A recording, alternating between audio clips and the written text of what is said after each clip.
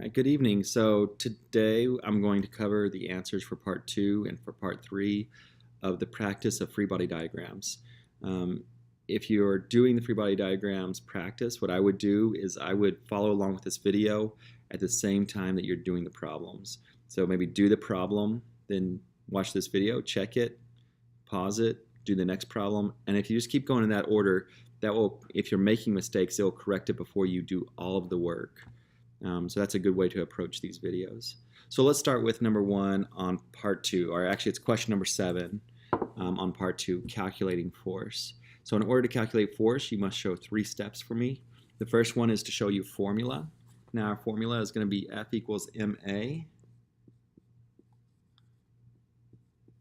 Another way that we wrote this formula is newtons equals kilograms times meters per second squared. I don't care which way you do it. They're both representing the same information. So just write your formula down on there. So number 1, we have a box that has a mass of 10 kilograms. So I'm going to put right here 10 kilograms. Now it doesn't give me the acceleration, so I'm wondering, how do I solve how many newtons of force is on there? So I have to look, if you look in the actual directions, it tells you that the acceleration of gravity is 9.8 meters per second squared. So I take 9.8 meters per second squared.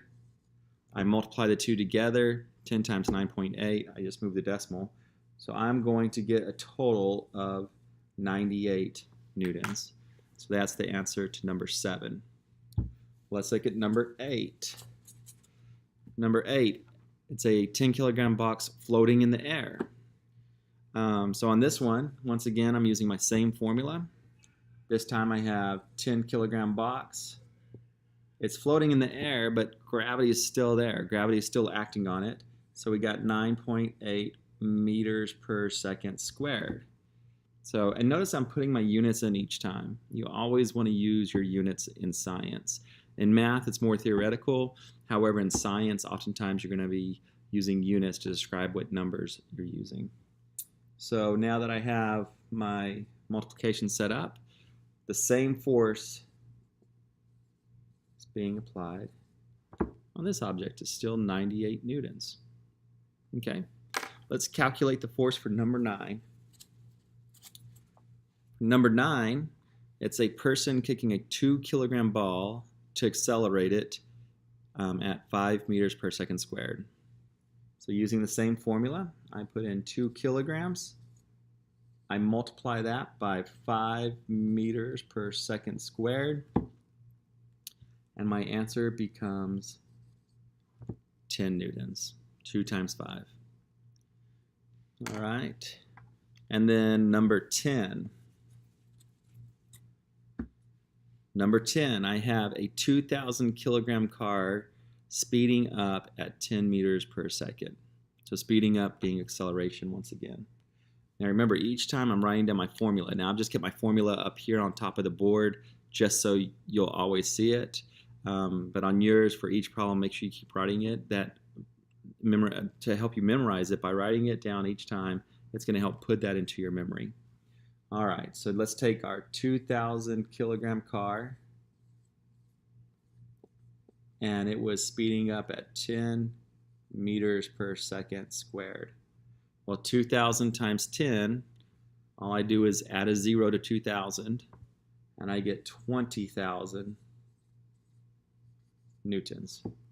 So my total force is 20,000 newtons. So this is part 2. You might be wondering, well, Mr. Farrell, why am I doing this? Because sometimes in a free body diagram, we're going to show forces acting on objects rather than the name of the force. We want to show the actual amount. And so we have to be able to calculate that actual amount to be able to give us the right forces on the free body diagram. So now let's go on to part 3. This is where we combine part 1 and part 2 together, and we get part 3. So on part 3, it's asking us to not only calculate everything that we need to, but we want to put this in a free body diagram, and then we want to tell what are the net forces acting on it. And so let's start. The best way to do this is just to go through an example.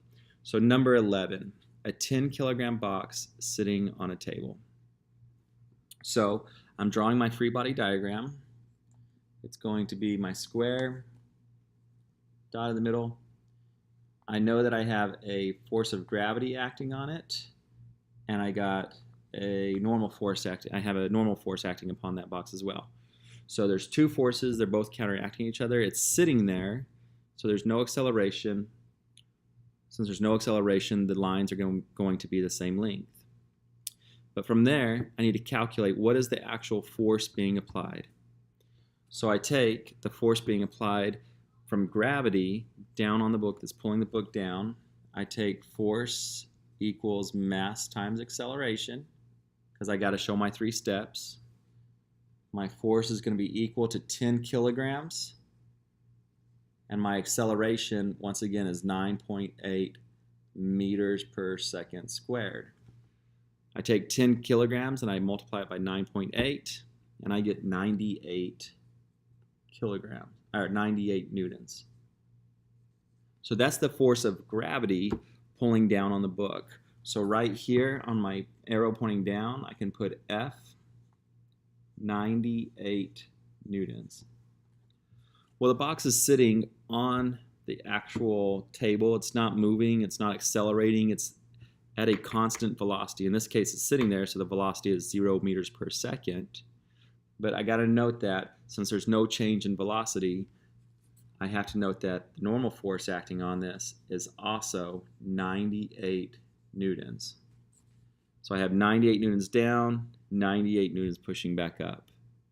Now the net force is very simple. I just subtract any of the arrows that are going opposite directions.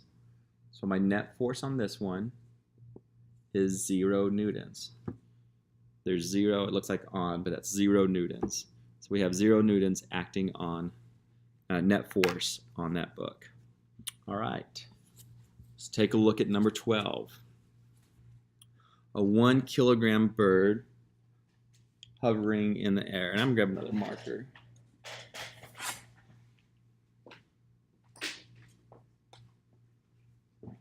So we have a 1 kilogram bird hovering in the air. So let's draw this out real quick.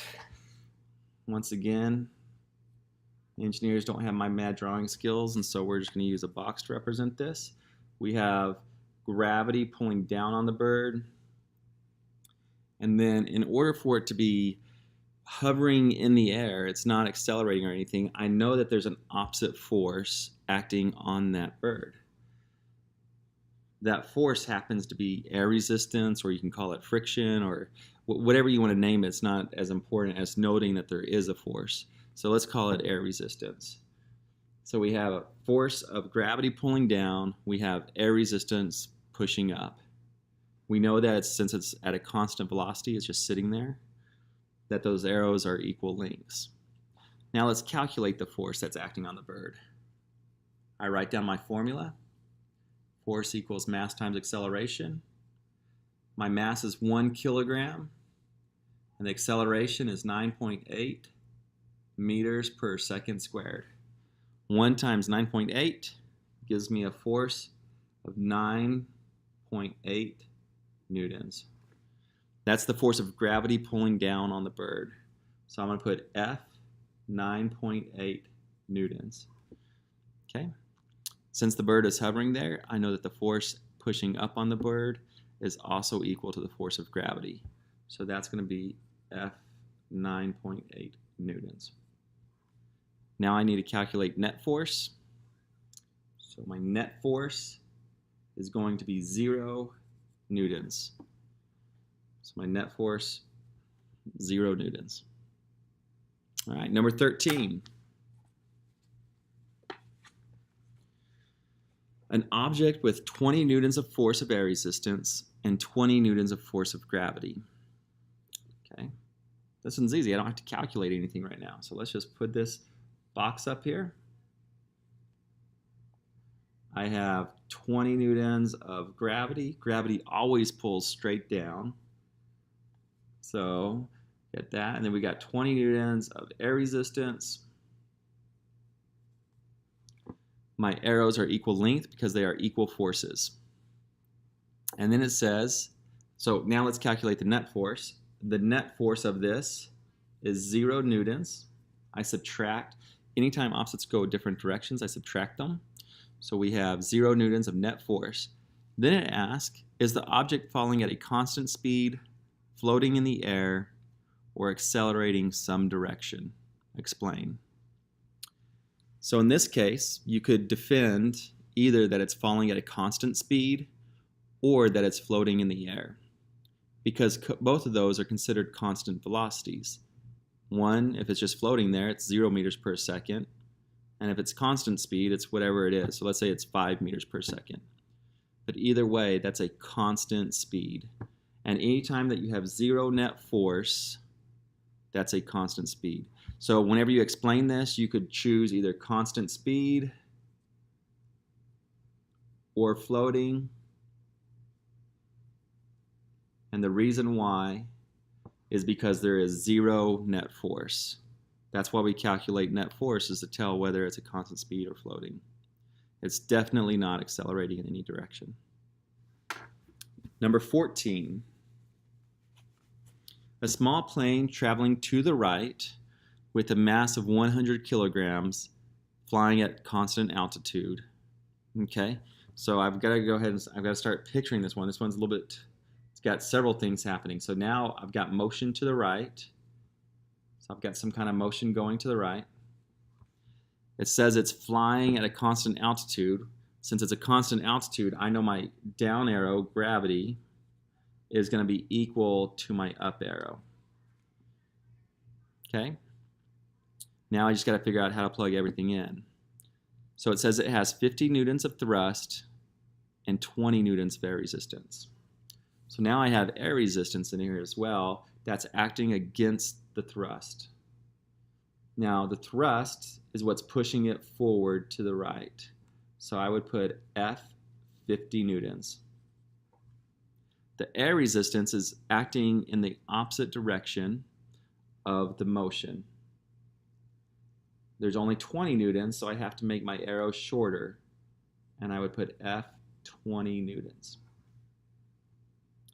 Now, this one I have to do a calculation to determine how much force is acting on it from gravity pulling it down, and then how much force is keeping it at a constant height. And so I do F equals M times A. I always write my formula. My force, it's equal to 100 kilograms. That was the mass of the plane. And acceleration of gravity is 9.8 meters per second squared. 100 times 9.8 is 980 newtons. So I have 980 newtons acting on this plane, pulling it down in gravity. So this one, I'm not going to put these in scale because this 50 newtons, 980 would be way down here. So I'm just going to make sure that this one just looks longer than the arrow is going left or right. And I'll put on here F 980 newtons. Well, it's at a constant altitude, so that means that it's up and down have to be equal. So I'm going to draw my arrow going up. I'm going to make sure it's about the same length. And I'm going to put F 980 newtons. So now I need to calculate my net forces acting on this. Now there's two sets of opposing arrows. So I'm going to put two net forces. I'm going to put net up or down. It doesn't matter if you put net up or down. I'll know what you're talking about. So the net force up is 0 newtons. Because 980 newtons minus 980 newtons, those opposite arrows, is 0. My net force right, and this one I do have to specify that's going right because there's more force going to the right than there is to the left. So the net force right, I take 50, I subtract 20 because those are my opposing arrows. So 50 minus 20, and that gives me a total net force right of 30 newtons. Then it asks, is the plane not moving at a constant speed, or accelerating a direction? Explain. Well, anytime that I have a net force that is not 0, that indicates acceleration. So I can say in this one, because there is a net force of 30 newtons to the right, that my plane is accelerating right. So it's accelerating to the right. And that is, once again, the explanation of that. It's accelerating right because there's 30 newtons of force to the right. 30 newtons of net force to the right. Okay, let's try another one. Number 15. A ball with 10 newtons of force downward and 9 newtons of force upward. Oh, here's my ball. It's got 10 newtons of force downward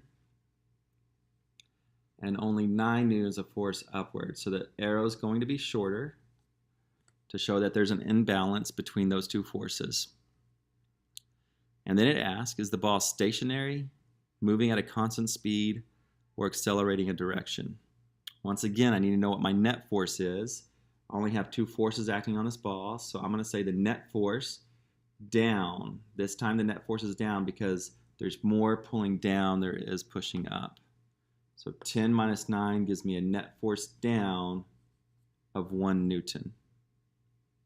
So my explanation now, because I have a net force acting in a specific direction, there's an acceleration occurring.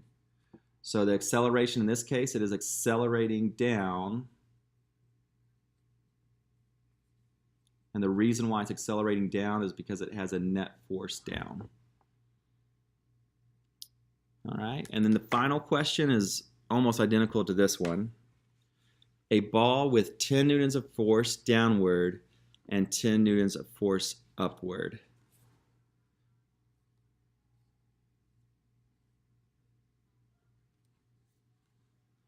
So this time I have two arrows of equal length. I have 10 newtons down. I have 10 newtons up. The arrows are equal length to denote that the forces are equal. My net force, up or down, it doesn't matter which one I write, is 0 newtons, because 10 minus 10 gives me 0 newtons. Then it asks, is the ball stationary, moving at a constant speed, or accelerating in direction? Explain. Once again, because there's 0 newtons of force, I could say that it's either moving at a constant speed or it's stationary, because both of those are considered constant speed. So I'm going to write here constant speed. And once again, my reasoning is that there are 0 newtons of force acting on it. Now there's one extra part. It said, could the ball be moving sideways?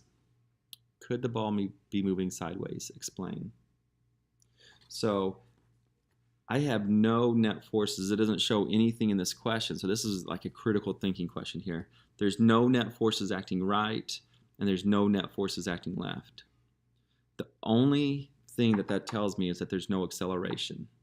It does not tell me if it's moving at a constant speed or if it's standing still, because once again the net forces are at 0.